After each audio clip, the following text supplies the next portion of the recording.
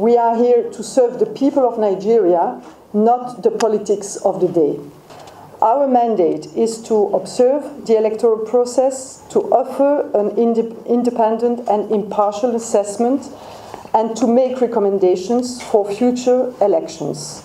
These were the words of the EU Chief Observer, Maria Arena, to the 2019 general elections in Nigeria at a press conference while addressing journalists in Abuja on their findings and observation about the 9th March elections of the governorship elections and state houses of assembly elections. The EU Chief Observer noted that although election operations improved on the 9th March governorship and state houses of assembly elections, the elections were also marked by an overall low turnout of voters, incidents of violence leading to deaths of innocent Nigerians, illegal arrests of journalists trying to report on electoral malpractices, thereby limiting scrutiny and transparency of the process, misuse of incumbency, which prevented level playing field.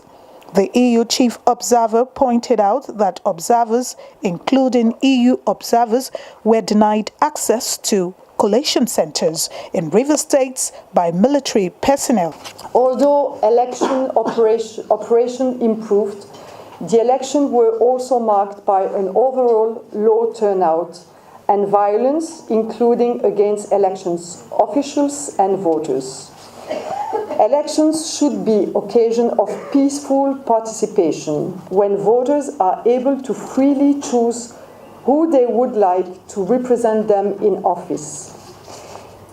It is with both great sorrow and with condolences to those who have lost loved ones that we note that election-related violences had led to the death of far too many Nigerians. It is deeply troubling, and those responsible must be held to account. The environment for these elections has been difficult, with cases of violence and intimidation, including attacks on election administration officials. Security agencies have an important role to play in helping safeguard voters and all involved in an election.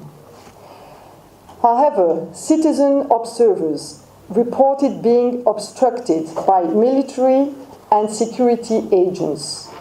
Observers, including EU observers, were denied access to collation centers in rivers, apparently by military personnel. In Rivers, INEC yesterday suspended until further notice the election due to violence in polling units and collation centers, staff being taken hostages, and election materials, including result sheets, seized or destroyed by unauthorized persons. There is no doubt that the electoral process there was severely compromised. On election day, in 5 states, journalists from respected media houses were obstructed from reporting in areas with a history of electoral problems, including parts of rivers, or were attacked while trying to report on electoral malpractices. In the fortnight before the state election, 1 journalist was arrested, and the regulator closed 1 commercial radio station and issued fines to 45 others, which can lead also to self-censorship. The EU Chief Observer also pointed out that the inclusion of people living with disabilities should be well taken care of in future elections. On inclusion of vulnerable groups in the electoral process, although INEC and civil society made efforts to promote inclusion of persons with disabilities, out of more than 20,000 candidates, only 6 with persons with disabilities apparently contested the federal and state level elections. On 9 March, we saw that INEC's initiative aimed at facilitating the participation of voters with disabilities, such as priority queues and assistive devices, were not consistently implemented in the states visited by EU observers. The EU Chief Observer, Maria Arena, and Deputy Chief Observer, Hannah Roberts, emphasized how important the collation process is in an election. Collation of result is one of the most crucial aspects of any electoral process. And collation for the presidential and National Assembly elections was still ongoing when we held our last press conference. So if I may ask to EU Deputy Chief Observer Anna Roberts to now give our main conclusion on this collation now. Thank you, Anna. Thank you, Maria. So while the National Collation Centre for the presidential election was open to party agents and observers, and the process was continuously televised, our conclusion is that the collation of the federal level results process had many problems. Overall, the process was not in line with international standards for access to information and public accountability. Polling for the federal elections was cancelled in a large number of polling units across the country, covering nearly 2.8 million registered voters. This was 4 times more than in 2015. While this number did not affect the outcome, given the margin of win for the presidential election, this was not a good process. INEC did not provide sufficient information on these cancellations, the specific reasons for them, or the precise local government areas affected. This undermines public confidence in the process. There were also some inconsistent numbers in the collation, specifically a large difference between the number of registered voters INEC had announced back in January and the lower number then announced by returning officers at state level during the collation of the presidential results. Nearly 1.7 million less in total. Unfortunately, INEC has not to date properly explained this discrepancy. Since this is something that also happened in 2015, it really shows the need for improved data management in future elections. The mission, however, gave some recommendation for better data management in future elections in Nigeria. So what collation at the federal election level demonstrates is a need for better training of collation staff, improved data management, and in particular, more information and explanation from INEC, so as not to undermine the integrity of this critical phase of any election process. This is particularly important now that there are cancellations of polling in state elections. Full specific information and explanation needs to be given on this. Thank you. Thank you, Anna.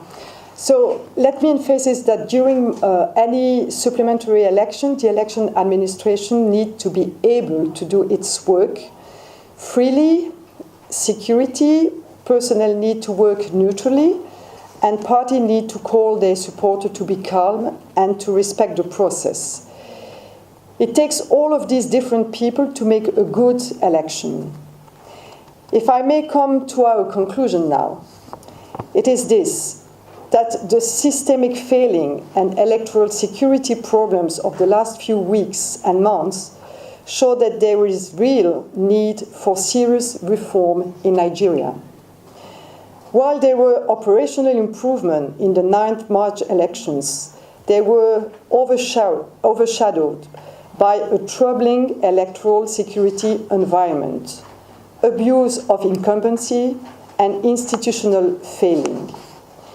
We echo the view of leading civil society organizations who said that there is an urgent need to restore faith in the electoral process.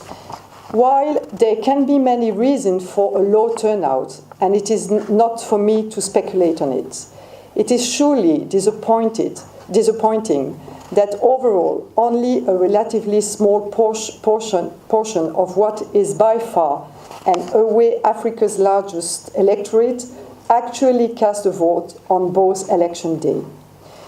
We hope that after these elections, parties and institutions look at what is needed to make voters want to take part in elections in the future.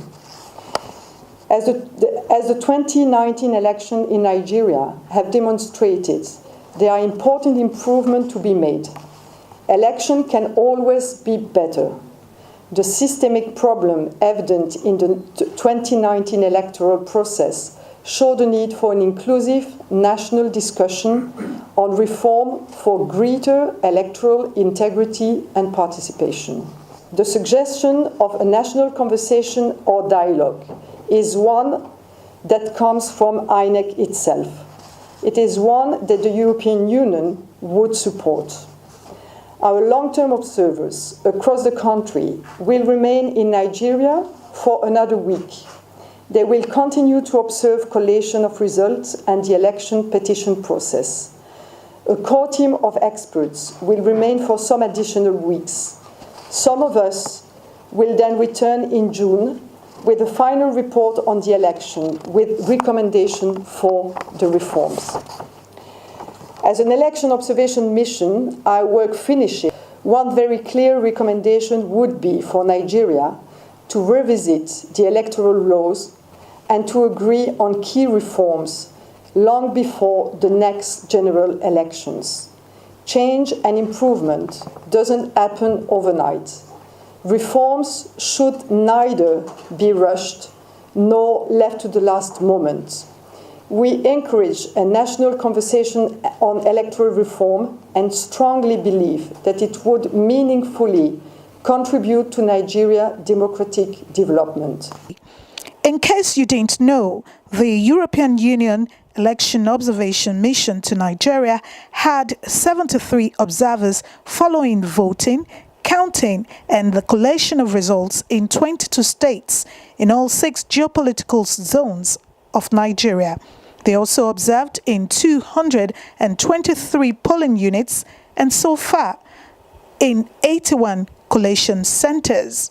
It is hoped that the systemic problems evident in the 2019 electoral process, as observed by the EU EOM delegation, will be corrected in good faith by the suggestion of the EU observers and other stakeholders to hold an inclusive national discourse on reform for greater electoral integrity and participation before the next general elections in Nigeria. Toyin Ajolore, reporting for On Duty TV, Abuja, Nigeria.